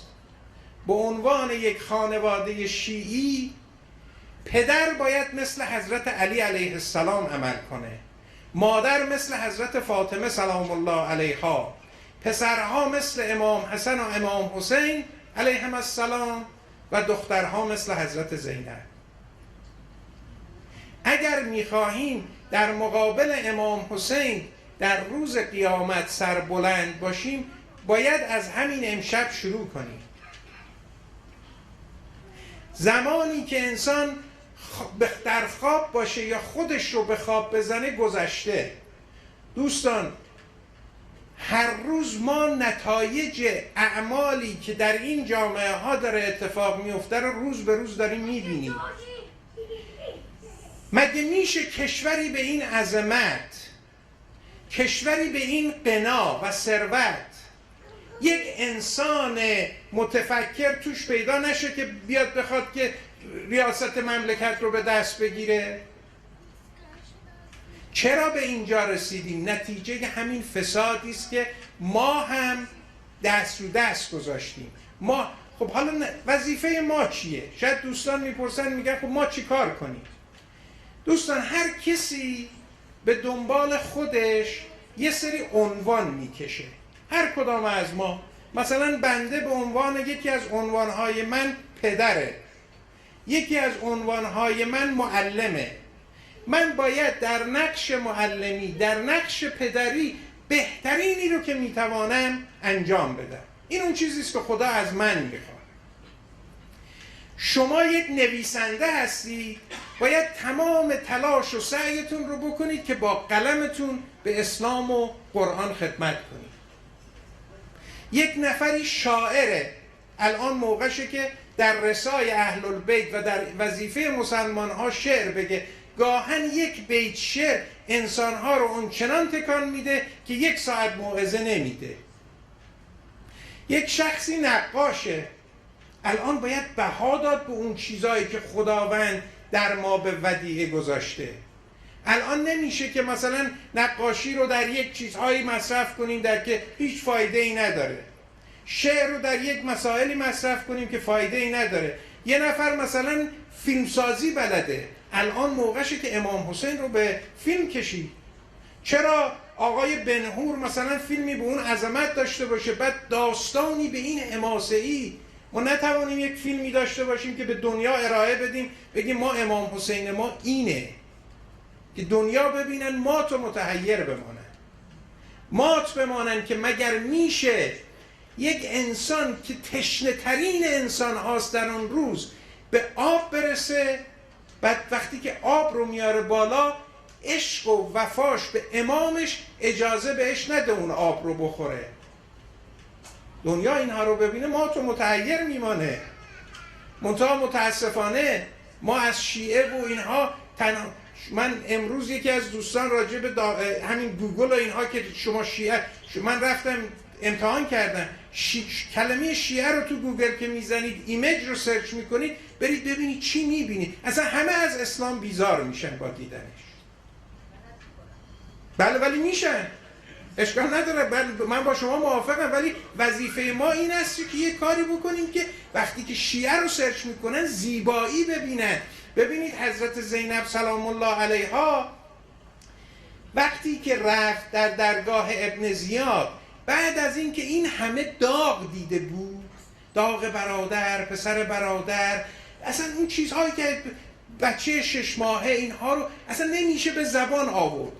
12 روز یا به عبارتی 22 روز سوار بر شتر بدون به اصطلاح جهاز شده بود، خستگی راه در قل و زنجیر کشیده در درگاه ابن زیاد. ابن زیاد وقتی بهش میگه دیدید که خدا به سر شما چه آورد؟ چی جواب میدن حضرت؟ میفرماید من چیزی در روز عاشورا به جز زیبایی ندیدم. باید اون زیبایی ها رو امروز ما به صفحه نمایش بیاریم. حضرت زینب چی دید که اینقدر زیبا بود که اون همه داغ و اون همه خون و اون همه ناراحتی در مقابلش هیچ بود؟ حضرت زینب چه دید؟ حضرت که نمیاد حرف بیهوده بزنه بگه من فقط زیبایی دیدم که مثلا همینجوری یه چیزی گفته باشه. این نوه پیغمبره. این حرفی که میزنه پشتش هزاران مطلب خوابیده. شما فکر میکنید حضرت زینب سلام الله علیها چی دید در روز عاشورا که انقدر زیبا بود که این همه داغ رو تحت شعاع قرار داد؟ حضرت زینب در اون روز 72 نفر رو دید که مطیع امامشون بودن. گفتن اصلا ما یک تنه، اصلا منی دیگه در کار نیست، من حسینم. اون 72 تن شده بودن یک تن، همه شده بودن حسین. 72 تنی که اگر 313 نفر مثل اونها پیدا بشه، حضرت امام مهدی عجل الله تعالی فرجه الشریف ظهور میکنه. اللهم صل علی محمد.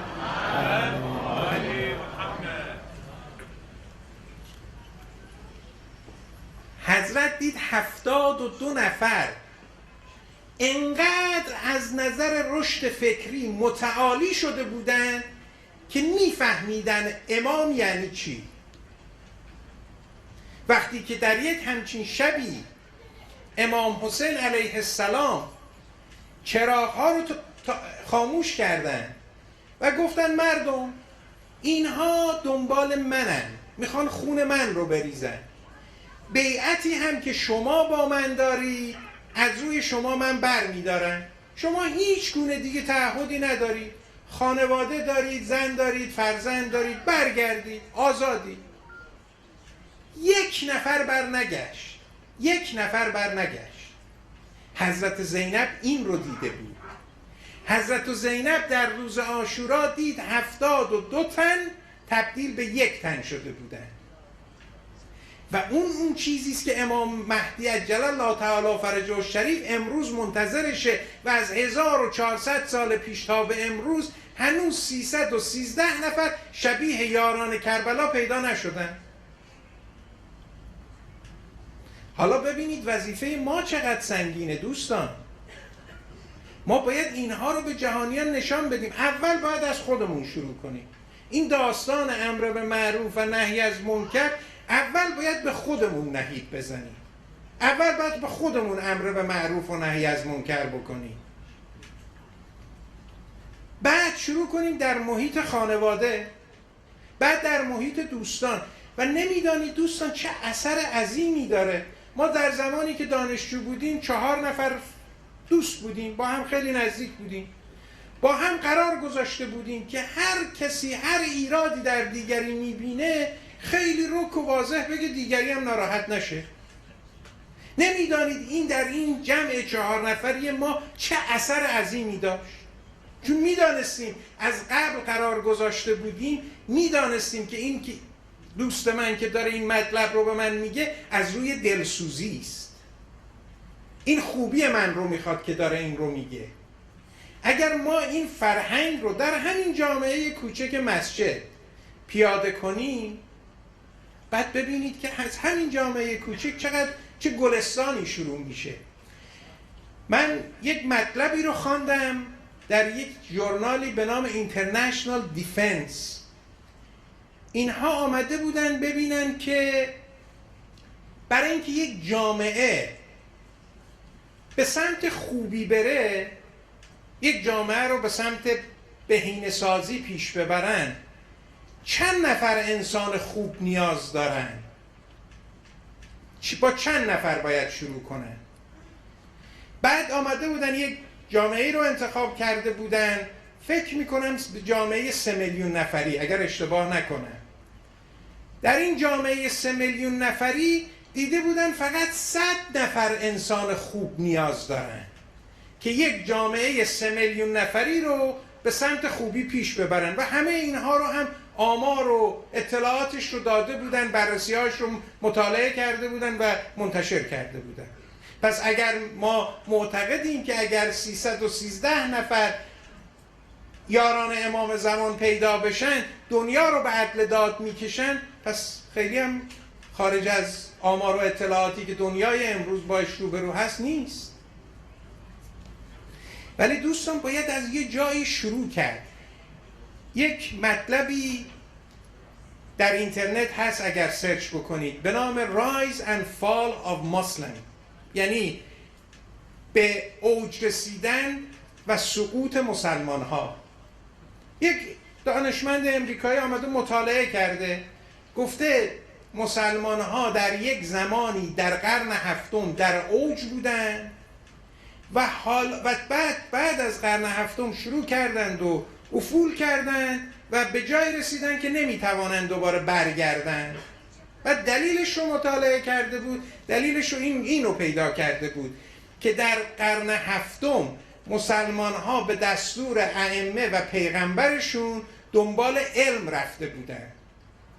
دنیای بعد رسید به مثلا محمد زکریای رازی از بین اونها پیدا شد، جابر ابن حیان پیدا شد، اولین بیمارستان رو مسلمان ها ساختن. شما وقتی برید مطالعه کنید میبینید مسلمان ها در قرن هفتم از نظر علمی بالاترین ملت ها در زمان خودشون بودن. بعد دنیای غرب وقتی این رو میبینه شروع میکنه میشنری فرستادن، شروع میکنه این علم رو از اینا گرفتن. وقتی که علم رو میگیره و اینها رو شروع میکنه به تنبلی عادت دادن، اینها شروع میکنن مسلمان ها به سقوط کردن. وقتی که مسلمان ها سقوط میکنن دیگه هنوزم که هنوزه نتوانستن اوج بگیرن. ولی دوستان من یک خبر خوش براتون دارم. نسل ما نه، نسلی که من درش هستم، ولی نسل آینده انشاءالله شما هستید و میبینید دوباره اون رایز دوباره اون اوج رو خواهند گرفت. حالا این رو از کجا عرض میکنم خدمت شما؟ این شبهای گذشته، امروز بعد از ظهر، امشب عطیه دخترم این مطالبی رو که اینجا گفتن واقعا باعث امیدواری بود. من به این نتیجه رسیدم که اینها این نوعی که دارن فکر میکنن اون چیزی است که امام حسین میخواسته، اون نوعی است که امام حسین فکر میکرده. عطیه من واقعا امشب به تو افتخار کردم.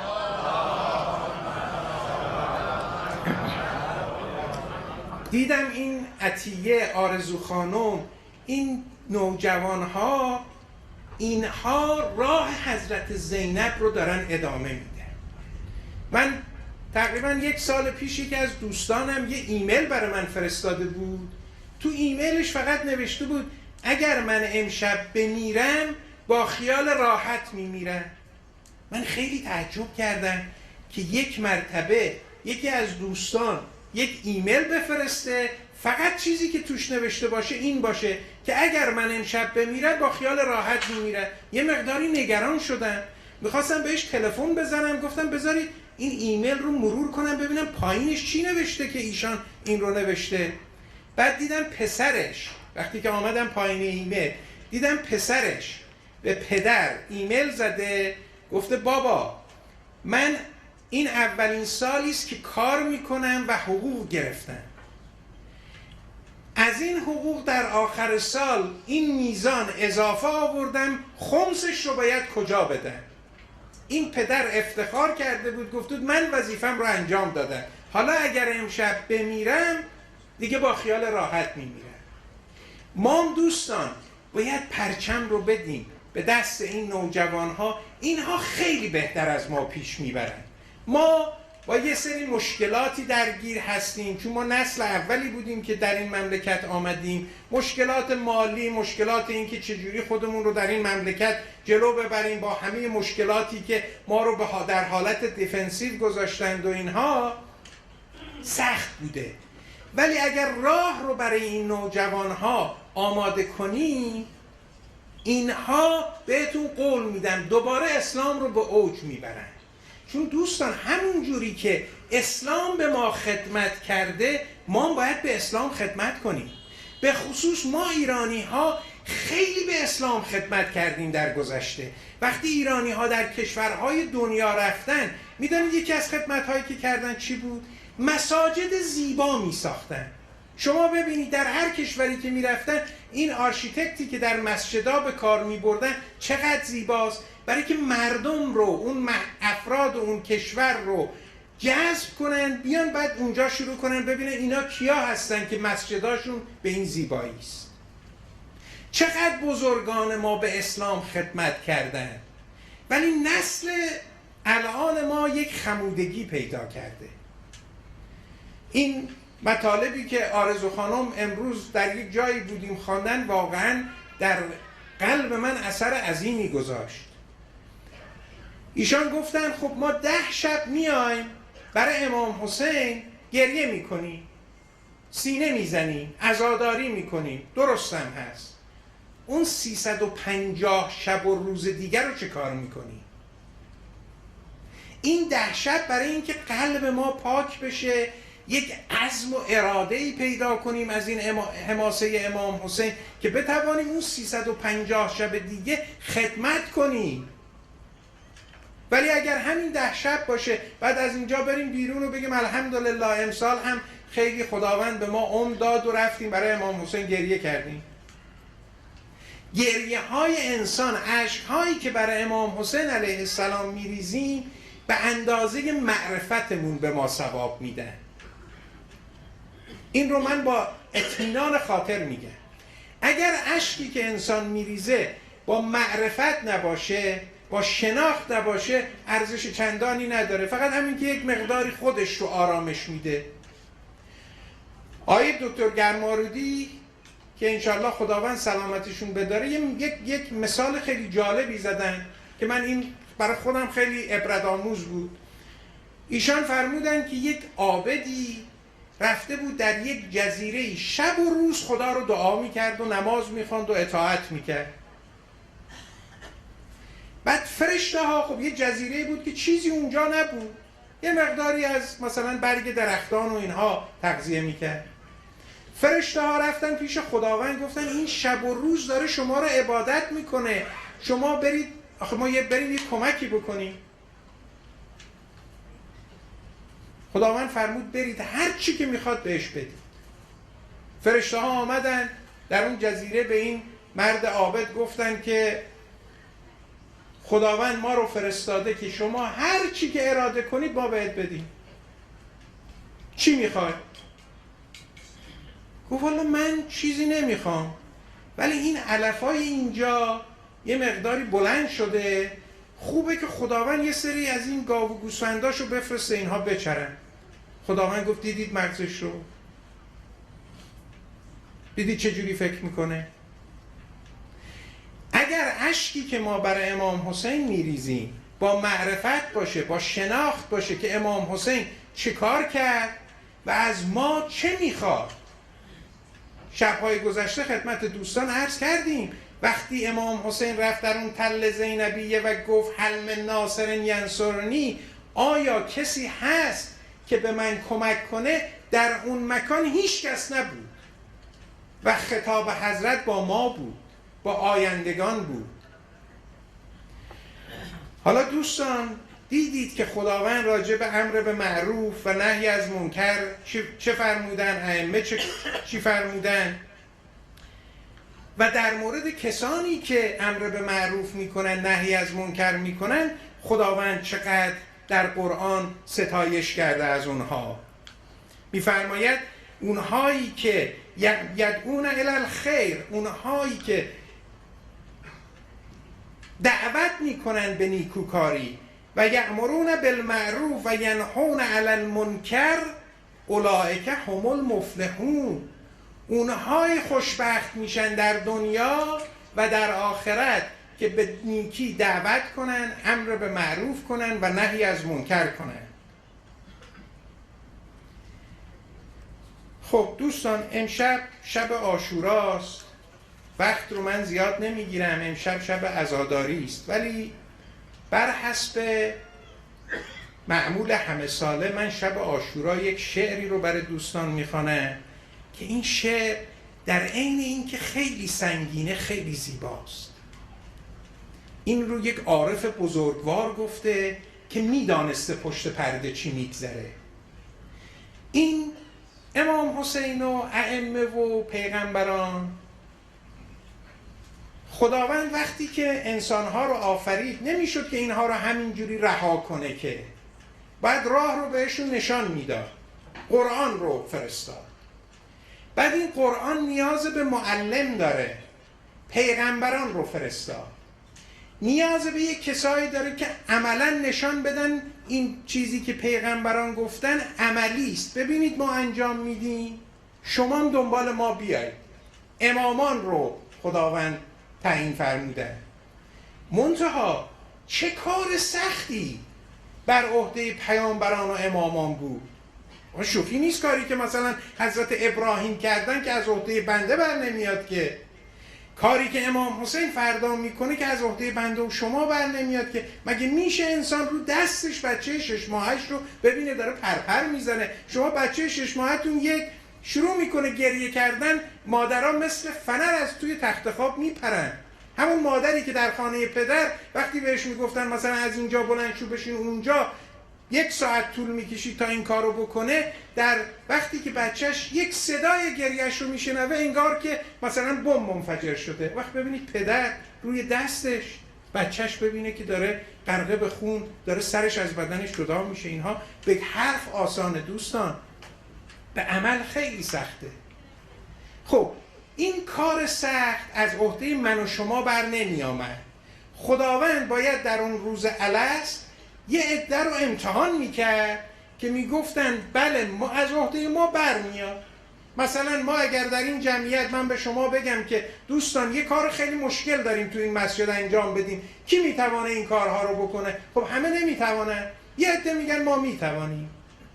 حالا اینجا این شاعر بزرگوار، این عارف عالی قدر میخواد بگه خداوند امام حسین رو روز اول چجوری انتخاب کرد، چی شد، چجوری شد که امام حسین انتخاب شد برای دیدن این مسائل.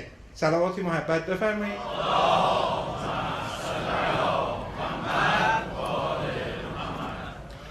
پرده ای کاندر برابر داشتن، وقت آمد پرده را برداشتن. میبینید بین ما و عالم بالا یک حجابی هست. میگه اون پرده رو برداشتن. ساقی با ساغری چون آفتاب، آمد و عشق اندر اون ساغر شراب. میگه یک ساغری، یک ساقی آمد، یک جامی در دستش بود که این جام مثل آفتاب بود. شرابی که توی این جام بود عشق بود. پس یک ساقی زیباروی آمده، جامی در دستش پر از که این جام عشقه. این میگه حالا من اگر از این به بعد صحبت شراب میکنم بدانید چون شراب در کلمه عرفا معنی عشق میده.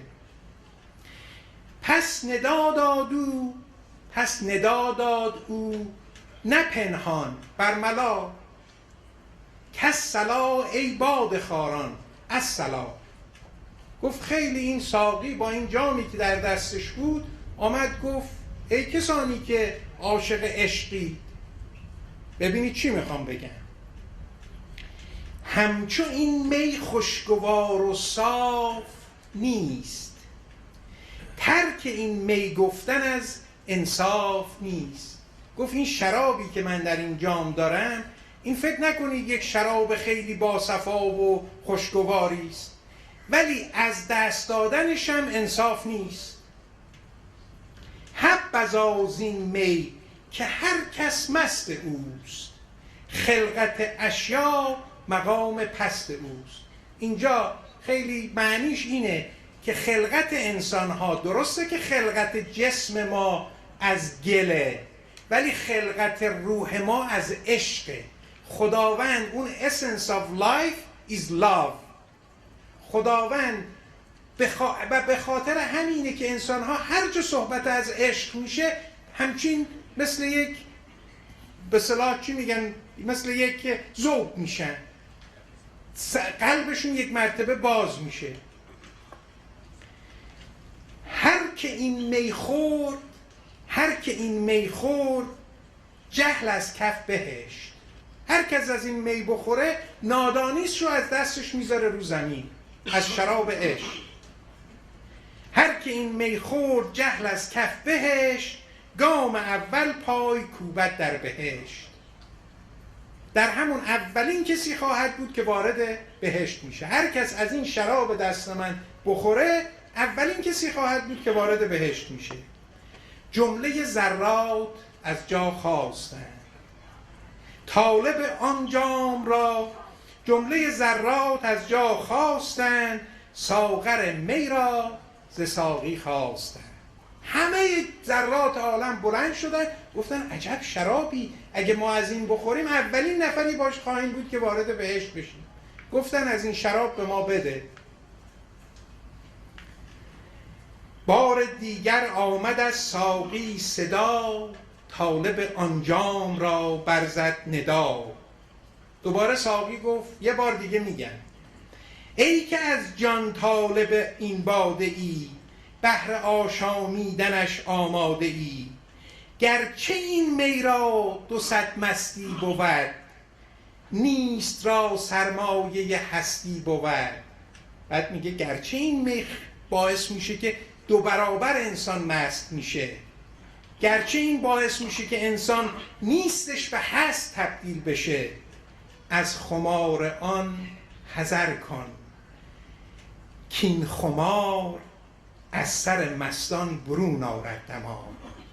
میگه ولی این شراب یک خماری داره که هر کس از این شراب عشق بخوره دمارش رو در میاری. اگه بخوایم به لفظ ساده بگیم، یعنی ساده نیست، این کار هر کسی نیست. درد و رنج و غصه را آماده شو، بعد از آن آماده این باده شو. میگه اول ببین مرد میدان هستی که درد و رنج و غم و غصه رو بکشی، اگر شدی بعد بیا از این شراب عشق بهت میدی. این نه جام عشرتین، جام ولاست. میگه فکر نکنید این جام عشرت و خوشی و خرمی است، این جام ولاست، این جام عالم والاست، این جام ولیت، جام مولاییت. این نه جام عشرت، این جام ولاست. درد او درد و صاف او بلاست. میدونید شراب یه درد داره یه صاف داره که خیلی دنبال اون دردش هستن. میگه درد او درد و صاف او بلاست. در هوای او نفس هر کس کشید، یک قدم نارفته پا واپس کشید.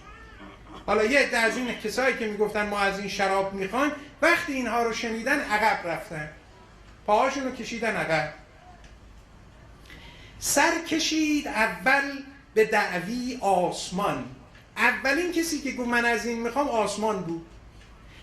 سر کشید اول به دعوی آسمان، که این سعادت را به خود بردی گمان. گفت این نصیب منه، من به این عظمت من میتوانم. ذره ایشون زان سعادت کیمیاب کامیاب، زان بتابید از ضمیرش آفتاب. یه جرعه از این شراب خورد و به خاطر همون یه جرعه خداوند آفتاب رو، خورشید رو درش قرار داد. یعنی هر کی از این شراب عشق بخوره، این آسمان یه ذره ایش رو خورد، یه خورشید درش پیدا شد. جرعه ای هم ریخت زان ساغر به خاک، یه مقداری هم از اون شراب رو زمین ریخت. جرعه ای هم ریخت زان ساغر به خاک، زان سبب شد مدفن تنهای پاک. میگه فکر نکنی امام حسین زمین لیاقت این داره که جسم این بزرگواران رو در خودش بگیره.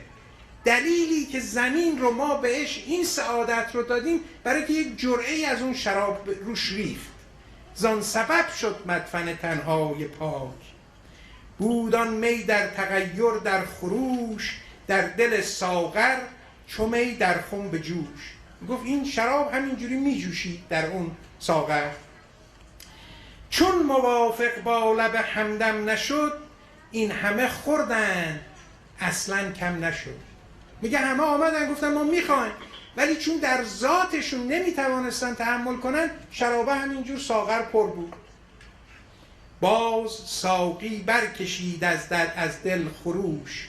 میگه این ساقی دوباره صداشو بلند کرد، گفت ای صافی دلان درد نوش، مرد خواهم همتی عالی کند، ساغر ما را ز می خالی کند. میگه من یه مرد میدان میخوام که بیاد بگه من همه اینها رو قبول میکنم، هر شرطی که دارید هیچ برای من مهم نیست. انبیا و اولیا را با نیاز، شد به ساغر گردن خواهش دراز. جمله را دل در طلب چون خم به جوش، لیک آن سرخیل مخموران خموش. اینجا رو خوب دقت کنید. میگه انبیا و اولیا همه آمدن گفتن ما میخوایم. جمله را دل در طلب چون خم به جوش، این دل اینها میجوشید که ما اینو میخوایم، مثل همون خم می. لیک آن سرخیل مخموران خموش، ولی اونی که واقعا مرد میدان بود هنوز خاموش بود، چیزی نگفته بود. سر به بالا یک سر از برنا و پیر، لیکن آن منظور ساقی سر به زیر. میگه همه سرشون رو بالا آورده بودن که ما از این جام عشق میخوایم، ولی اونی که منظور ساقی بود هنوز سر به زیر بود، هنوز خاموش بود. هر یک از جان همتی بگماشتن، جرعه ای از آن قدح برداشتن. این اولیا و انبیا و اینا هر کسی یه جرعه ای کشید و یک نصیبی بهش دادن. باز بود آن جام عشق ذوالجلال، همچنان در دست ساقی مال مال. میگه هنوز این جرعه همینجور مالامال پر بود. جام بر کف منتظر ساقی هنوز، الله الله غیرت آمد غیرسوز. باز ساقی گفت ها چند انتظار، ای حریف لاابالی سر برآر. چون این ساقی از بین این جمعیت یه نفر رو نشانه کرده بود. گفت باز ساقی تا چند انتظار، ای حریف لاابالی سر برآر. ای قدح پیمای در آهویی بزن، گوی چوگانم سرت گویی بزن. چون به موقع ساقیش درخواست کرد، پیر میخوانان ز جا قد راست کرد. چون به موقع ساقیش درخواست کرد، پیر میخواران ز جا قد راست کرد. زینت افزای بساط نشأتین، سرور و سرخیل مخموران حسین. گفت آن که می جویی منم، باده خواری را که می گویی منم. شرطهایش را یکایک گوش کرد. گفتن باید خواهر به اسیری بدی. باش. گفتن پسر برادر باید بفرستی میدان. گفت باش. گفت باید جوان بچه 6 ماهت رو دستت پرپر بشه. گفت باش. گفتن باید دختر 3 سالت خرابه نشین بشه. گفت باش. شرطهایش را یکایک گوش کرد، ساغر می را تمامی نوش کرد. باز گفت از این شراب خوشگوار، دیگرت گر هست یک ساغر بیا. گفت فکر نکن که من به همین از اینها بیشترم، اگر داری بیا. امام حسین یک همچین شخصیتی بود که حاضر شد همه این شرطها رو به خاطر خدا گوش بده و به جان بخره. در مسلخ عشق سرسری نتوان رفت، جز با قدم قلندری نتوان رفت. در مسلخ عشق جز نکو را نکشند، روبه صفتان زشت خو را نکشند. امام حسین علیه السلام در یک همچین شبی تا صبح با خدا راز و نیاز کرد، تا صبح وقت خودش رو به نماز گذراند و روز عاشورا هم در بحبوحه جنگ رو تعطیل کرد که نماز بخوانه. دوستان من دیگه فکر نکنم لازم باشه بیشتر از این ما راجع به اهمیت نماز با دوستان صحبت کنیم.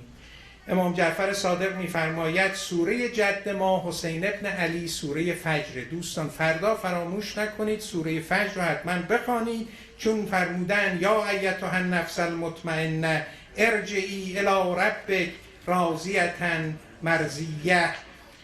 یا ابا عبدالله یا حسین ابن علی ایها الشهید یا ابن رسول الله یا حجت الله علی خلقه یا سیدنا و مولانا انا توجهنا و استشفعنا و توسلنا بک الی الله و قدمناک بین یدی حاجاتنا یا وجیها عند الله اشفع لنا عند الله و صلی الله علی محمد و آله الطاهرین.